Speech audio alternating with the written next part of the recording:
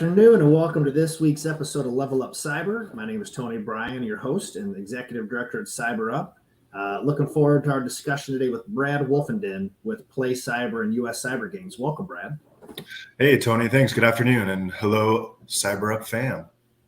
So Brad and I have been hanging out, I'm going to say 3 or 4 years now. You know, we met through our work together through NICE. I was co-chairing the apprenticeship working group. You were co-chairing the competition working group. And we just kind of built a friendship over the years. And I've kind of developed a fondness of just the work that US Cyber Games and PlayCyber is doing as a fan of competition. So really looking forward to the conversation. I know you. Nobody else is listening to this may or may not know you. So I'd love to just hand it to you, introduce yourself to the group, a little bit about how you got into the industry, and we'll start there. Absolutely. Thanks. So as Tony mentioned, my name is Brad Wolfenden, Director of Cyber Sports with Cat's PlayCyber. My journey into cybersecurity is a little bit of a non-traditional path. My background before getting into the field really kind of started in education. Did a lot of private education, worked for a couple of organizations that prepared students for higher ed opportunities, both undergraduate and graduate. And at the time I was living in Boulder, Colorado, and there was an organization out of Boulder that was looking to kind of reimagine a cybersecurity training platform that they had originally built for a federal contract here in the US. And part of that sort of reimagining of the platform was to deliver it to academic partners. And so I became part of a small team that was responsible for taking this platform, building out some new content for it, and essentially establishing it amongst some of the others that are out there to support classroom learning. The great thing about getting your start in cybersecurity with a training platform organization is that you kind of get to learn as you grow. And I had zero technical background whatsoever, but in order to be good at my job, I really had to kind of learn some of the technical skills that are necessary for many of the roles that we see in cybersecurity. From there, kind of moved into federal contracting, worked for a lot of Department of Defense contractors, specifically on the training and exercise development side. So planning out large exercises, simulating various threats, both on the technical and tabletop side. And at my last stop before PlayCyber is when the opportunity to create the US Cyber Games program sort of came to be. And as Tony mentioned, I was the co-chair for the competitions working group with the National Initiative for Cybersecurity Education. And at that time, the opportunity to essentially recruit, train, and send a team to compete on behalf of the United States at the International Cybersecurity Challenge came across my radar. And I had done a little bit of work in the space, of course, professionally, training, exercise development, and execution, and then hosted a couple of pretty big cybersecurity competitions. And so reached out to my network, ultimately my current boss now, Jessica Gulick, and Jessica and I started the US Cyber Games program with a collaborative agreement from the National Initiative for Cybersecurity Education, as well as some federal funding from the Department of Homeland Security, CISA, Cybersecurity and Infrastructure Security Agency. So that's where I'm at. So we're going to dive into US Cyber Games, but before, great context, a cool career, by the way. I mean, from DoD to competitions to leading, people internationally to go against other countries, which is cool. But so I'm excited to dive into that. But, I think starting from the beginning of just what is the value of just competitions, right? If I am, there's competitions geared towards high schools and colleges and even professionals. We hosted several over the several years we've been here, and it just really seems to bring people together. But in kind of your mind and kind of your perspective, really, what is that value of competitions and what does it provide for folks in the space? Yeah, great question. In what I've seen in the competition landscapes, specifically in cybersecurity, is that they work on lots of different fronts. First and foremost, they provide an opportunity to either develop or hone, or both, your technical skills. Many cybersecurity competitions are designed to kind of reflect emerging technologies, to allow competitors to demonstrate their proficiencies with various tools or technologies that are in use by large organizations, small organizations, and everywhere in between as they're defending their infrastructure and their networks. So that's one side. On the other side, what I've really found is that cybersecurity competitions really help us open up conversations with new and different populations and folks that may not have necessarily considered cybersecurity as a potential path for them. And by kind of dipping your toes into the field through competitions, it adds a lot of those aspects of gamification that we know are appealing to young people, that are really good kind of for the stickiness, I like to call it, of the learning and the repetition there. So by and large, those are the two biggest benefits. There's a whole slew of others that I could go off on, but for the sake of today's conversation, I think those are probably the two that I would. Yeah, the one that always stuck out for me around competitions was always the idea of the team sport, right? Everybody says that this thing is a team sport, economic development, whatever, but it really is. And security, in InfoSec, it is such an important part because the teams are so small oftentimes, and you're dealing with high stress situations, which I think the only way to really simulate that, other than having the real thing happen, is through, the stress of a competition and some timeline and expectations. So it really does play an important role, and I think of preparing somebody for the stress and rigor that is part of this job that's going to come into it, and hopefully prevent some of the burnout and things like that. I know we read about so often within the industry. So U.S. Cyber Games isn't old. It's only been around for a few years. What was the catalyst and the driver of like, man, we really should look, right? There are some countries we only hear the bad things. Russia, China, they hate us and they're hacking us. But like, there's a lot of other, good positive aspects of these things that are happening. But, so what was really the driving factor of U.S. Cyber Games getting started and really making that an international competition? Yeah. So the U.S. Cyber Games, as I mentioned, kind of came out of an opportunity to send a team to compete on behalf of the U.S. at the International Cybersecurity Challenge. Now, the International Cybersecurity Challenge was founded about 3 years ago by an organization out of the European Union called ENISA. And ENISA is the European Union Agency for Cybersecurity, kind of similar to our DHS and NIST, kind of blended together a little bit. And for the past 12 or 13 years, and still to date, they run the European Cybersecurity Challenge that happens annually amongst not just EU member states, but a lot of other countries in Europe. So the ENISA group had been running this European competition, ECSC, for quite a long time, 8 or 9 years at this point. And decided that they would like to kind of grow this into a more kind of global initiative.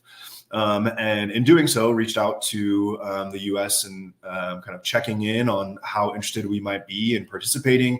Of course, it was a 2 thumbs up, very enthusiastic. Yes, we would love to. And then it really just kind of came down to, all right, now what? How do we do this? How do we build this program from the ground up? And so as the US Cyber Games kind of came into focus, we do receive, as I mentioned, federal funding through a collaborative agreement with the National Initiative for Cybersecurity Education, as well as DHS CISA. And so we do borrow some of their goals and objectives, things like, workforce development, of course, is at the forefront. Mapping to the NICE framework is at the forefront. Diversity, equity, and inclusion is at the forefront. But ultimately, we're looking to draft a group of young, talented, hungry cyber professionals to represent the red, white, and blue in international competitions. And a big part of that for us is the sportsmanship aspect. And this kind of comes back to a lot of what you were mentioning, Tony, in terms of kind of that international, that global collaboration. So as it stands, the International Cybersecurity Challenge Steering Committee represents 6 continents. There's participation from North America, South America, Europe, Asia, Africa, Australia, New Zealand.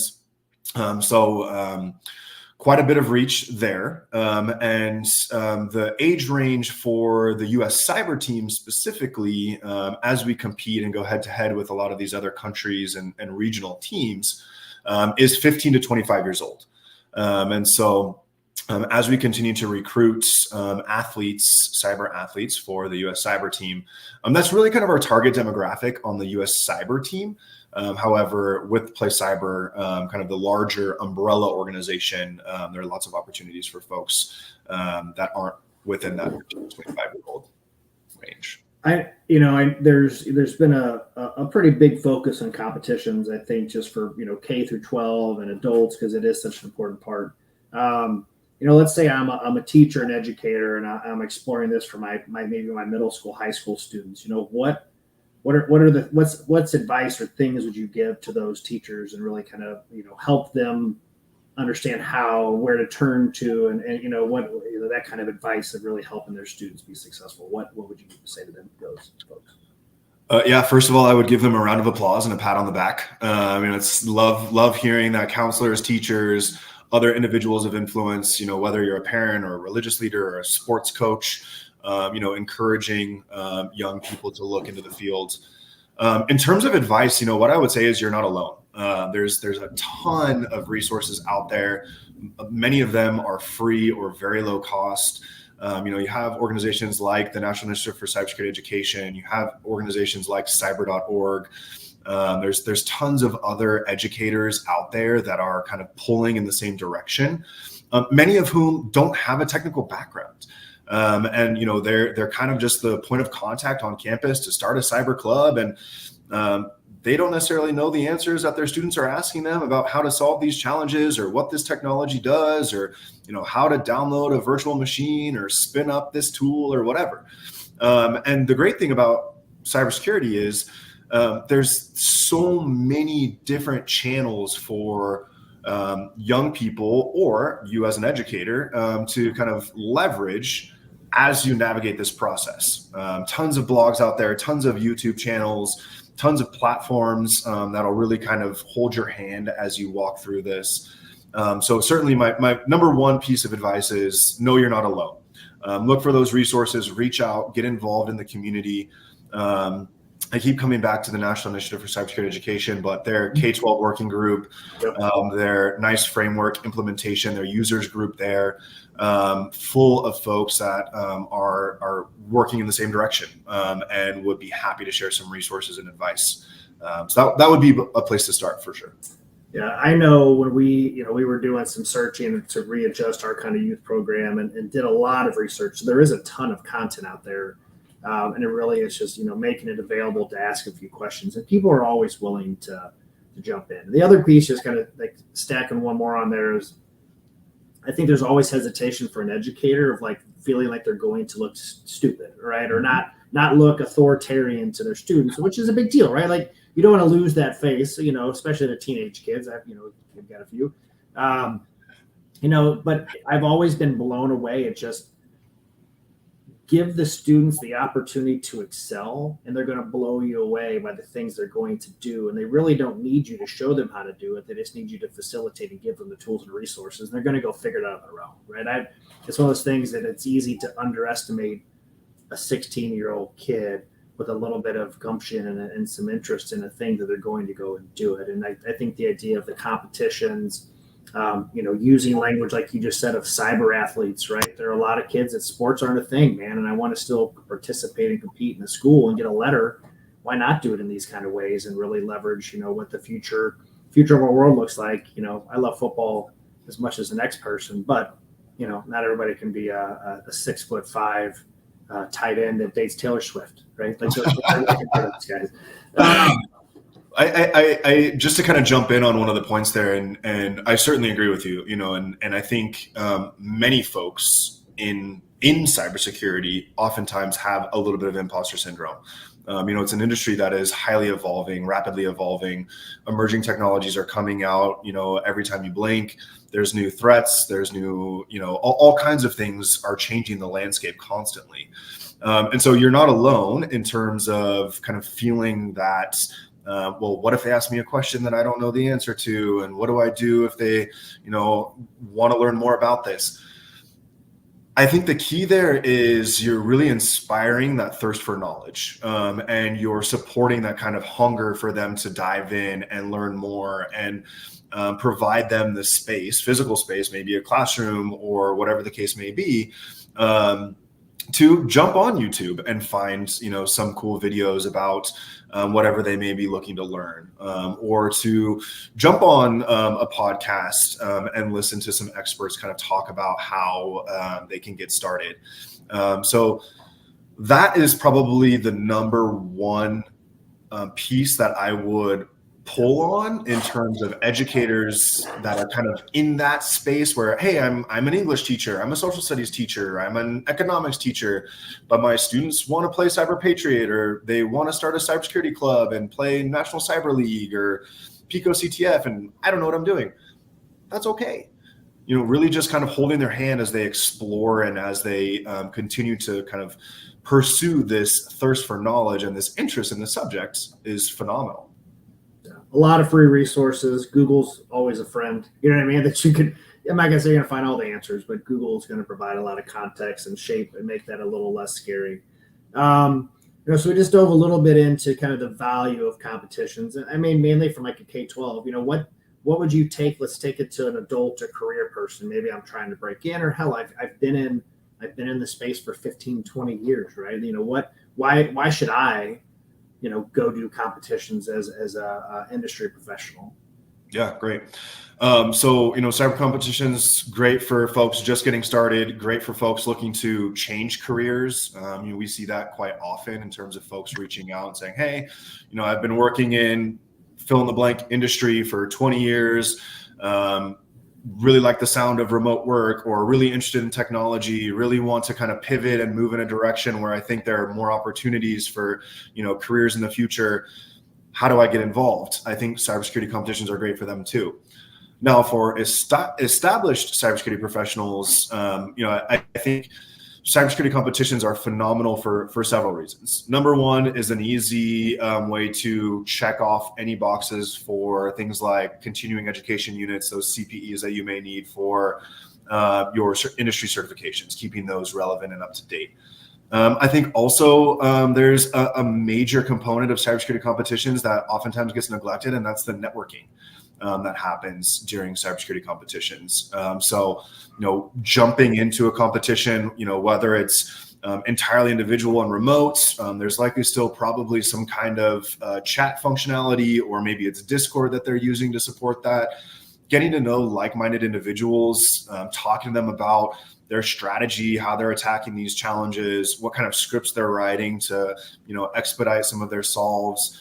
And then it's a great opportunity to kind of do something different, maybe a little bit outside the norm of what you're doing in the day-to-day. And, you brought up some of the burnout there. And, I think participating in cybersecurity competitions really does create an opportunity for cyber professionals to kind of focus for 2, 3, 4, 8, 12 hours, a week, whatever it is, on something that isn't in their job description, but it's still parallel to their responsibilities and maybe something that's of interest to them.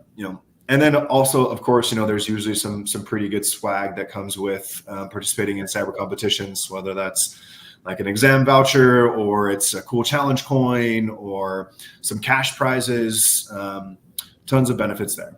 Some cool jerseys like the one you're wearing right now, right, is an advantage. I know a lot of them, like there was one here in St. Louis that you always got like the gold pass. If you won the CTF at that conference, you got to go to that conference for free forever, right? Which is always kind of a cool thing to win. The other aspect that we haven't jumped into is the idea of actually being the group and the people that make the challenges, right? I know, we were doing a competition around National Cybersecurity Awareness Month called Dead Face. It still happens. Our friend Jason, he's Air Force guy, been doing it for a long time, and we were drawing 1,500 to 2,000 people for this competition in October.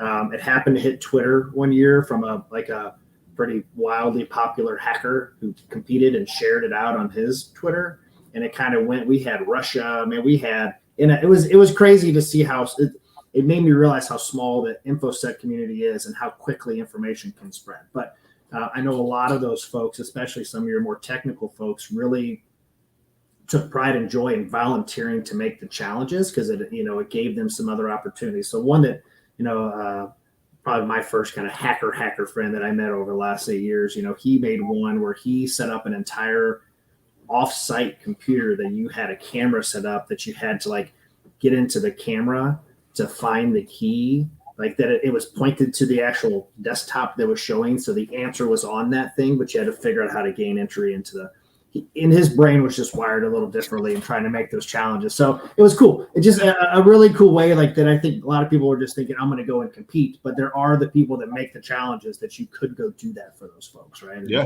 And really Absolutely. find ways to grow and learn your skills in a different way.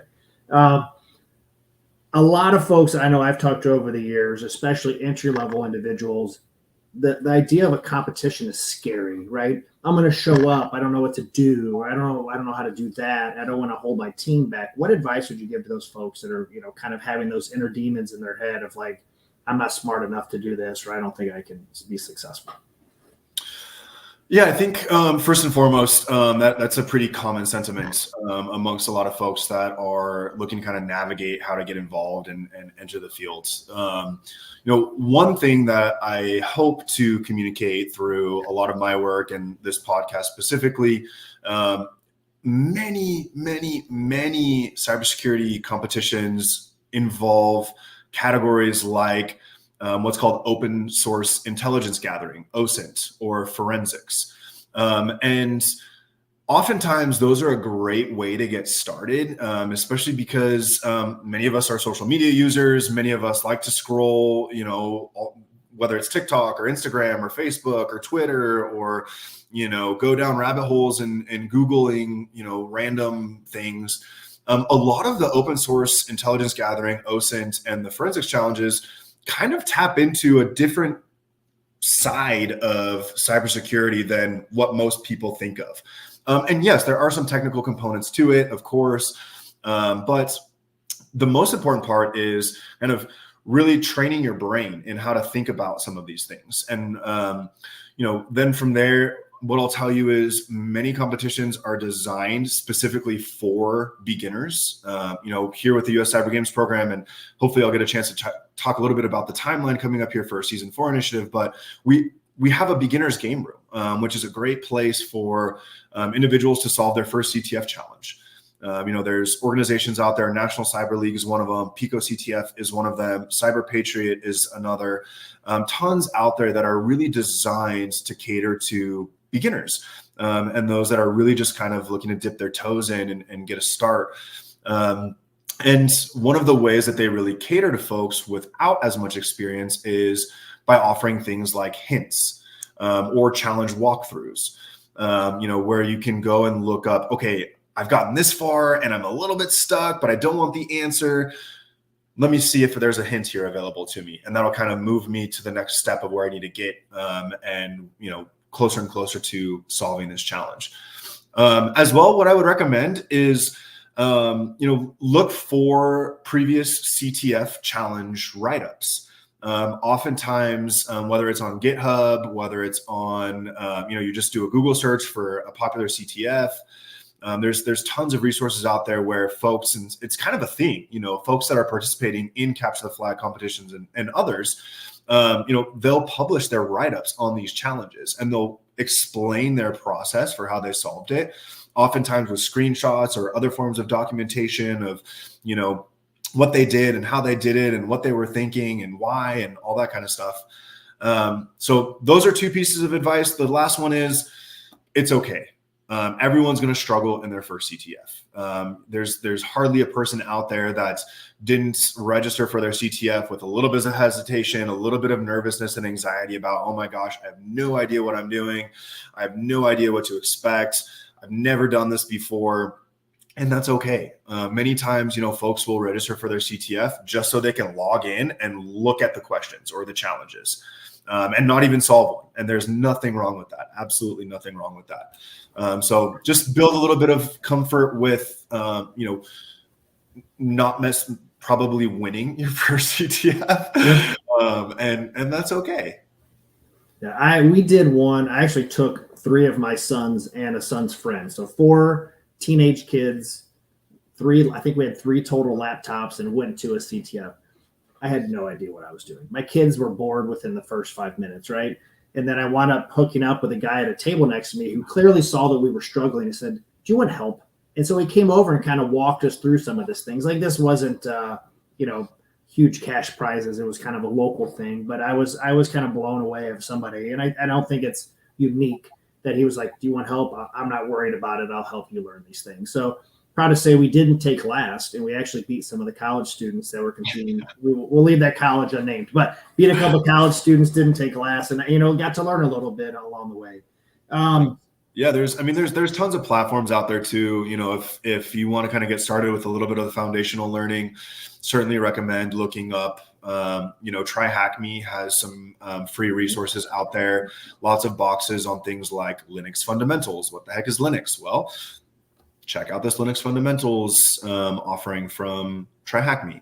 A lot of folks are out there providing some resources, really kind of helping beginners.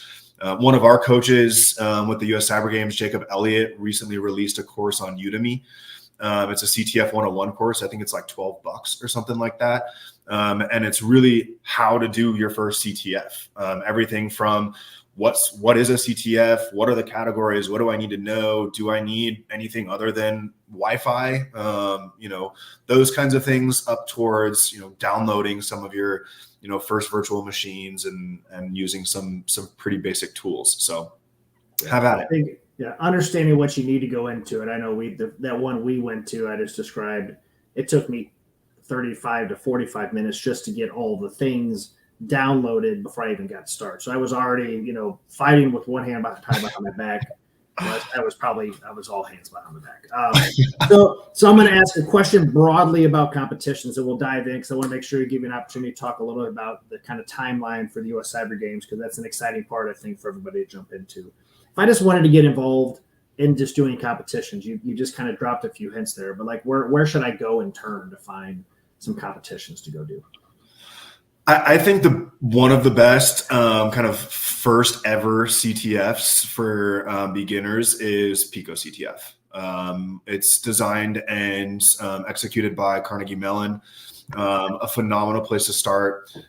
Really, though, what I would recommend is find a capture the flag that has some kind of community built around it, whether that's a Discord server, whether that's something on Twitter or LinkedIn or some other means of kind of networking where you can really kind of get to know other folks that are in your exact same shoes. Look at some of the resources that are out there from the National Cyber League. Look at some of the resources that are out there from cyber.org. Look at some of the resources that are out there from the National Institute for Cybersecurity Education. And one of the things that I think oftentimes people neglect is they go into these competitions thinking that if they don't win or they don't solve every challenge, then it's a failure. And that's just simply not the case. And part of what has helped me kind of navigate my way into it is sort of finding the technical path that most aligns with my interests and my skill sets. And so, for example, I'm not necessarily one that's like a rule follower. I don't love, a checklist. I'm not going to go down and say, oh, yep, done. I like some creative freedom, if you will. And so for me, some of the the forensics challenges are great. The OSINT challenges are great. Those challenges that really kind of require more sort of that out of the box approach are phenomenal. And some of this information you can gain by leveraging things like the NICE framework, where they define 52 work roles and talk a lot about some of the kind of soft skills, quote unquote, or power skills that folks like to say that are so important. And if you are a rule follower, if you do like the check boxes, that kind of structure is great for you. There's a fit as well. And maybe that's more in kind of the audit, compliance, governance, risk, and compliance aspect of cybersecurity. So really kind of figuring out who you are as a learner and as somebody that's looking to get into the field, and then kind of crash what you know about yourself against the information that's out there in terms of the roles in cybersecurity can really kind of help you find maybe the easier path in.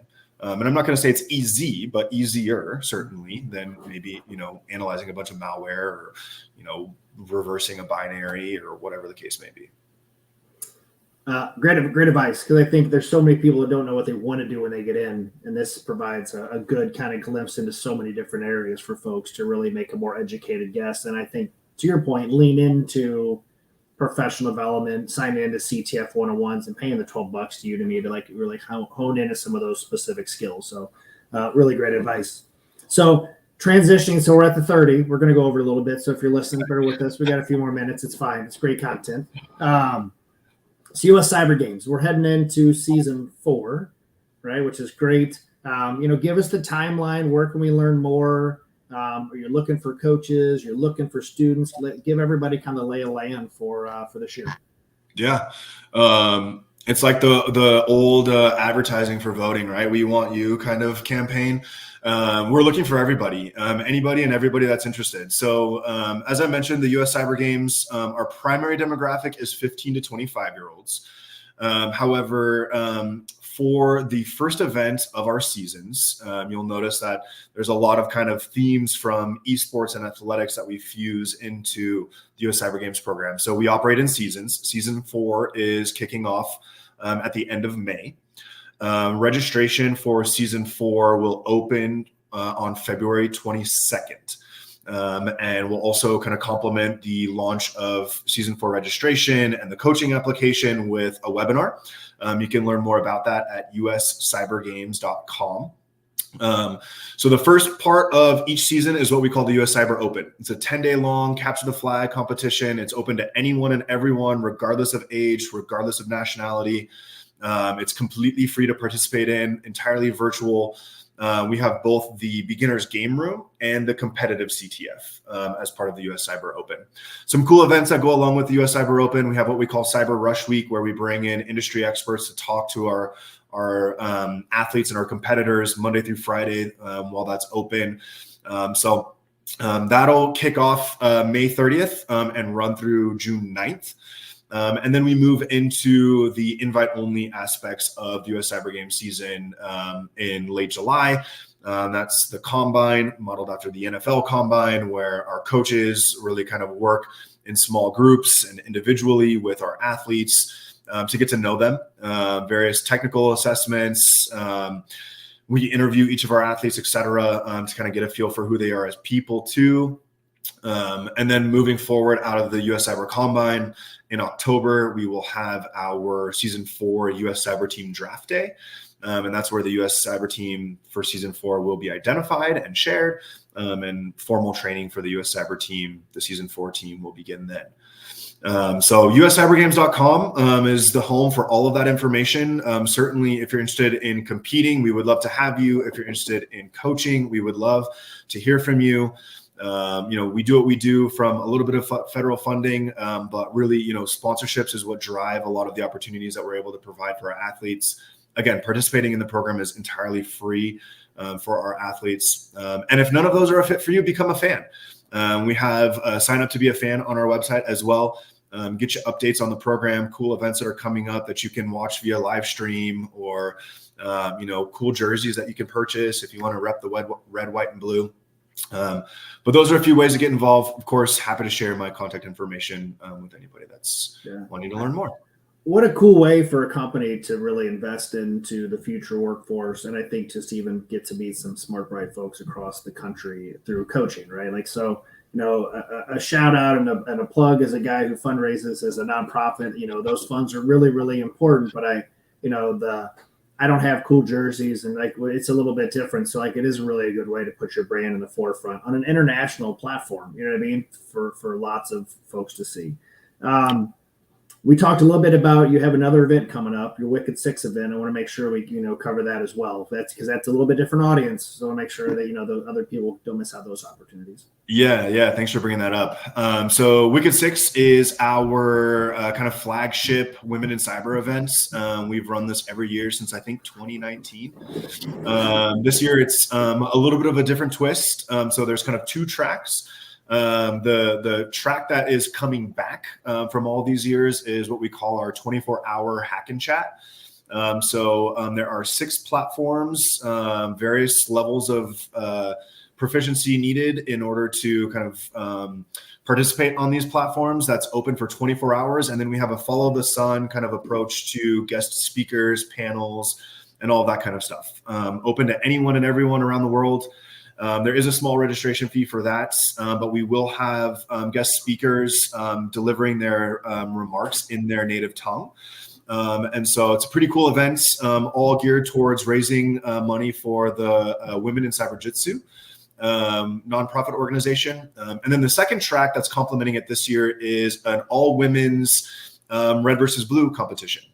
And we're running that in collaboration with Hack the Box using their Battlegrounds platform. Check out wicked6.com if you're interested in learning more about either track. Of course, happy to be a point of contact for that too, for anyone that's interested in jumping in. And we'll drop the links in the comments. That way it gives it a little bit easier for everybody to find. But all right, last question. Promise everybody, we're almost there. And this is an important one, and everybody gets the same question. This is my best, the guy with the pizza, Dave Portnoy, right? One bison of the rules. The rules are you got to do level. So what advice would you give to folks that are looking to level up their cybersecurity career? Oh, man, that's a loaded question.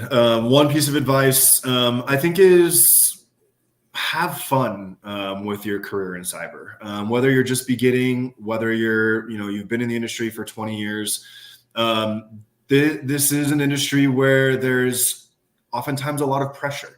And with pressure, sometimes comes some burnout. But hopefully we can all kind of keep our eye on the fact that we're doing really important work. There's a ton of opportunity in this field. There's tons of ways to kind of leverage skill sets and to continue that process of learning and growing. So my number one piece of advice is always have fun and learn as much as you can. Stay hungry for that aspect of the job. I think it'll pay off for most folks. I liked the have fun aspect. That was a good piece of advice. All right, I lied. Not last question. Who is going to win the Super Bowl this weekend? And that'll be the last question. Oh man, the Super Bowl, man. I have to say I'm a bitter ex-Chargers fan. I grew up in San Diego, and they ditched San Diego for LA. So then I switched allegiances to the Bills. My uncle and my grandfather both played for the Bills. They got ousted by the Chiefs. So I'm just hoping for a good game. I know this is like the nose goes, opt out answer. I love what's happening, I have to say, with Travis Kelce and the Swifties. But I also love some of the 49ers players. I mean, how could you not root for Mr. Irrelevant to win a Super Bowl? Yeah, it's a good game. I live in Missouri. I'm not a big Chiefs fan. I'm a little oversaturated with some of the content I'm getting, but I do appreciate the jest, and it's easy to listen to a hot take of, we used to celebrate Jack Nicholson at basketball games and just celebrities and their connection to sports. And it was embraced. And I don't understand the difference of those times to now as to why it's such a different vibe around this whole scenario. And it just seems to be a lot less joyful in some of these things. And happy for them, right? Two young folks that are successful in their careers and doing well and found each other in a weird time that are living lives in a very public way for the whole world to see, right? It kind of blows my mind. So, Brett, I appreciate the conversation today, man.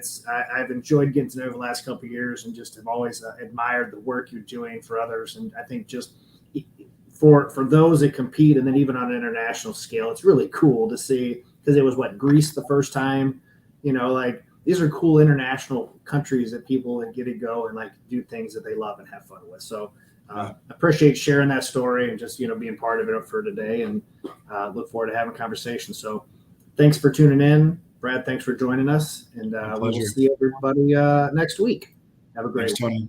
Bye, y'all.